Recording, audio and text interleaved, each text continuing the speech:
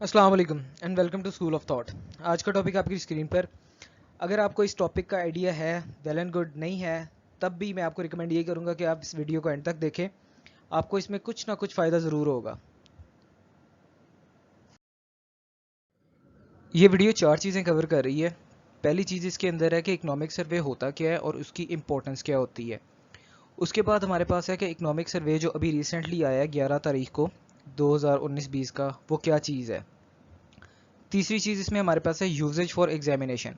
हमें 576 सफ़े नहीं पढ़ने इकनॉमिक सर्वे के, हमें सिर्फ वो चीज़ चाहिए जो हमसे रेलिवेंट है और जो कि हम अपने एग्ज़ाम के अंदर इस्तेमाल कर सकें।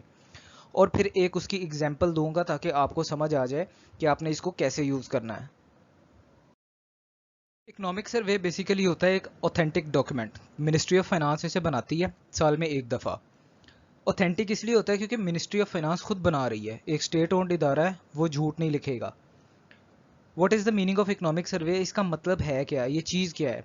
The survey is a detailed report, एक डिटेल रिपोर्ट होती है of the countries economic performance during the past 1 year. पिछले पूरे साल के अंदर इन्होंने जो भी किया, यानी जब बजट अनाउंस होता है उसके बाद से लेके जिस डेट पे ये लॉन्च होती है, 6 महीने 8 महीने, बेसिकली ये 12 महीनों बाद होती है।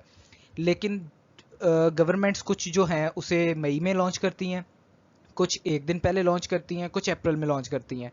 हमारी ये रिपोर्ट अप्रैल में तैयार थी लेकिन इसे लॉन्च किया गया जून के अंदर, जून 11 को। और आगे इसमें लिखा है it is basically an assessment of the progress of the economy over the 12 month period. यानी वही बात दोबारा कि पिछले 12 सालों में जो हुकूमत ने किया, जो डेवलपमेंट, इकोनॉमिक डेवलपमेंट के उन्होंने काम किए, सिर्फ उसका खुलासा होता है ये। It essentially Lay's the ground work for the presentation of budget. जैसे कि मैं आपको बता चुका, 12 तारीख को इन्होंने बजट अनाउंस करना था, 11 तारीख को इन्होंने इकोनॉमिक सर्वे दिया। नेक्स्ट इसमें है हमारे पास सिग्निफिकेंस ऑफ इकोनॉमिक सर्वे। इसकी अहमियत क्या है या क्या इसकी इंपॉर्टेंस है। The economic survey hold significance as it apprises common people about the state of economic affairs of the country. हमारे मुल्क में क्या चल रहा है हमें पता होना चाहिए क्योंकि हम इसके शहरी हैं। तो ये सिर्फ हमें बता देती है रिपोर्ट कि आपके मुल्क में ये तरक्याती काम हुए हैं या आपकी गवर्नमेंट ने ये काम किए हैं, and makes them aware about the key economic decisions of the government. सिर्फ ये पता लगता है कि इनके जो डिसीजंस थे वो क्या थे इकोनॉमिक, और वो कहीं ना कहीं हम पे इम्पेक्ट करते हैं। ज़ाहिर है कि हमारी महंगाई हो रही है तो हम इम्पेक्ट हो रहे हैं, अगर अनएम्प्लॉयमेंट हो रही है तो हम इम्पेक्ट हो रहे हैं। ये सारी वही चीज़ें हैं और इसमें कुछ भी नहीं है। ये टोटल नॉलेज है इकोनॉमिक सर्वे का, इससे बाहर इकोनॉमिक सर्वे पढ़ने की या सर्च करने की आपको ज़रूरत नहीं है। इकोनॉमिक सर्वे है हमारे पास 2019-20 का। ये तकरीबन 550 से 576 सफ़े बनते हैं, लेकिन हमें वो 576 सफ़े पढ़ने नहीं है। वजह ये है कि एक होता है स्मार्ट वर्क, एक होता है हार्ड वर्क और एक होता है यूज़लेस वर्क। अगर हम वो 576 या 550 सफ़े पढ़ते हैं तो हम यूज़लेस वर्क करेंगे। वजह उसकी ये है कि हमारे अगर कोई ऐसे आता है, लाजमी नहीं है कि इकोनॉमिक क्राइसिस के ऊपर ऐसे ज़रूर आएगा, लेकिन अगर आता है तो वो सिर्फ एक ऐसे होगा। अगर किसी और क्वेश्चन में किसी और पेपर में आपसे पूछ लेता है तब भी वो एक क्वेश्चन पूछेगा। तो हम सिर्फ एक ऐसे और एक क्वेश्चन के लिए 576 सफ़े नहीं पढ़ सकते, पॉसिबल नहीं है, हम अपना बहुत टाइम बर्बाद कर देंगे। ये कुछ पॉइंट्स जो मैं समझता हूँ कि इंपॉर्टेंट हैं आपके पेपर के हिसाब से, वो हैं प्रोविजनल जीडीपी ग्रोथ एस्टिमेटेड -0.38, यानी कि जो चेंजेबल जीडीपी होती है वो आपकी 0.38% नेगेटिव रही। एग्रीकल्चर सेक्टर आपका ग्रो किया, इंडस्ट्रियल सेक्टर आपका ग्रो नहीं किया बल्कि वो नेगेटिव चला गया, 0.264 नेगेटिव इम्पैक्ट आया। फिजिकल डेफिसिट आपका इंक्रीज हुआ 9.1% से, टोटल एक्सपेंडिचर इंक्रीज हुए, टोटल रेवेन्यूज इंक्रीज हुए, करंट एक्सपेंडिचर इंक्रीज हुआ, डेवलपमेंट एक्सपेंडिचर इंक्रीज बाय 14.2%। आपके जो तरक्याती काम है वो भी बढ़ गए और ज़ाहिर है कि उनका एक्सपेंस भी बढ़ गया। नॉन टैक्स रेवेन्यूज इंक्रीज्ड 159.9%, सारे इसमें इनडायरेक्ट टैक्सेस आ जाते हैं, और डायरेक्ट टैक्सेस जो आपकी इनकम पे लगते हैं वो 14.1% रहे। Provisional government revenues increased by 12.2%, वही चेंजेबल गवर्नमेंट रेवेन्यूज कुछ होंगे इनके स्पेसिफिक, वो तकरीबन इंक्रीज होकर 12.2% पे चले गए। इकोनॉमिक सर्वे के कुछ मज़ीद पॉइंट हैं, उनमें से एक ये है कि आपकी हेडलाइन इन्फ्लेशन एवरेज्ड एट 10.9%, यानी आपके मुल्क की इन्फ्लेशन जो है, महंगाई जो है, वो तकरीबन 11% रही। اربن فوڈ انفلیشن جو کہ کھانا ہمیں مہیا کیا جاتا ہے شہروں کے اندر، اس میں مہنگائی تقریباً 13% رہی.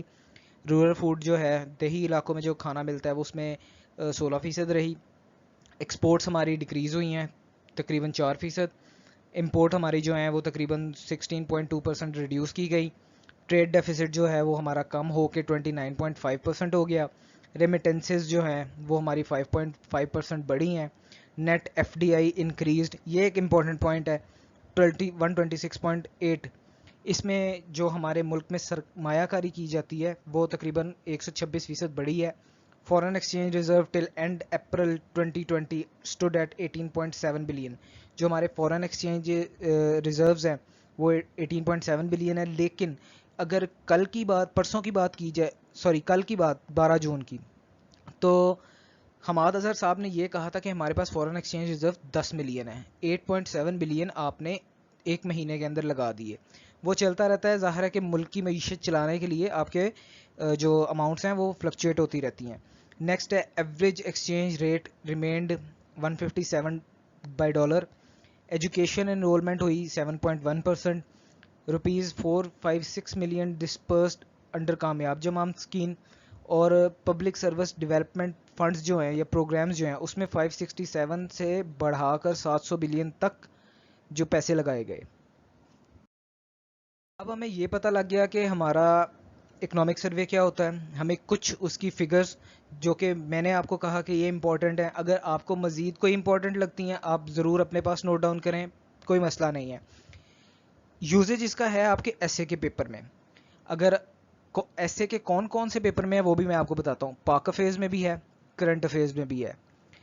ایم سی کیوز میں پاسبلی آ جائے، لیکن ہوتا یہ ہے کہ زیادہ تر ایگزامینر فوکس بجٹ کے اوپر کرتا ہے. وہ آپ سے آپ کی جی ڈی پی پوچھتا ہے اور آپ سے آپ کا ٹوٹل بجٹ پوچھتا ہے، وہ چیزیں وہ پوچھتا ہے. اکنامک سروے پہ آج تک میری نظر سے ایسا کوئی نہیں گزرا، لیکن میں بالکل یہ نہیں کہتا کہ یہ بالکل ان امپورٹنٹ ہے، آ بھی سکتا ہے.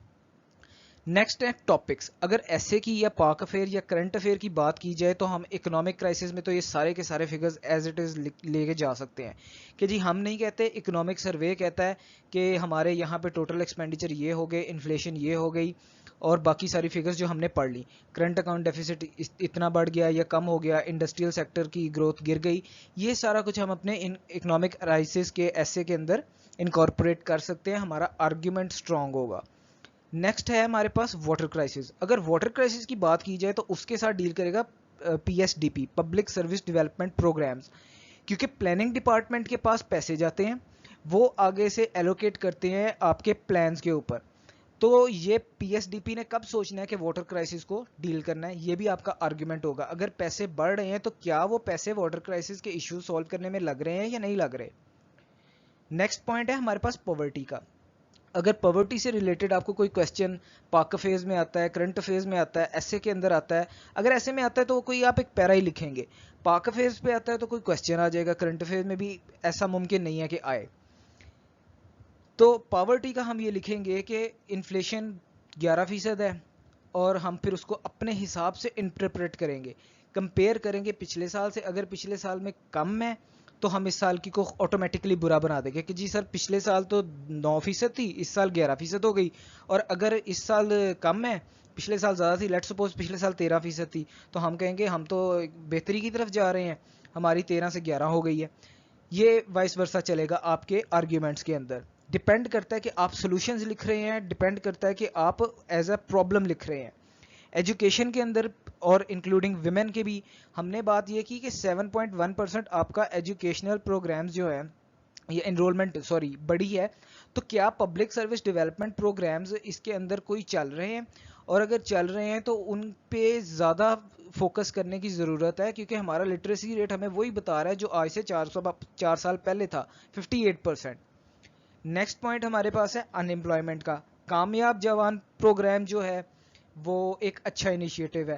اگر ہم بات کریں ان امپلائمنٹ کی کہ ہمارے ملک کے اندر ان امپلائمنٹ ہے، تو ہم ساتھ یہ بھی بات کریں گے ایز اے سولوشن کہ حکومت نے ایک اچھا پروگرام لانچ کیا ہے کامیاب جوان پروگرام کے حساب سے.